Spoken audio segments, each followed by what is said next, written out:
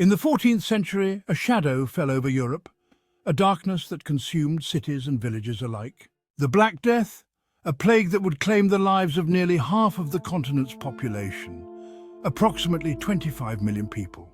It began with the rats, carrying fleas infected with a deadly bacterium, Yersinia pestis. First the fever, then the chills and vomiting, followed by agonizing pain as black swollen buboes formed on the body. Desperate doctors, clad in eerie, bird-like masks, roamed the streets and alleys hoping to protect themselves from the unseen killer.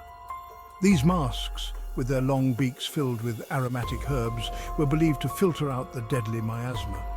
But you know, despite their best efforts and the strange, almost supernatural appearance of their attire, nothing could stop the relentless spread of the plague that ravaged entire communities. Entire families were wiped out. Towns abandoned, the air filled with the stench of death and the sound of unending sorrow. The dead were so many, they could not be buried fast enough. Mass graves were filled with the bodies of loved ones tossed in like refuse. The sheer number of casualties overwhelmed the living, who had no choice but to hastily dispose of the deceased.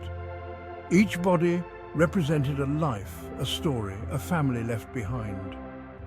The scene was a grim reminder of the tragedy that had unfolded, a haunting testament to the scale of loss and the desperation of those who remained. The Black Death, a nightmare that still haunts our memories, a plague that taught us the true meaning of fear.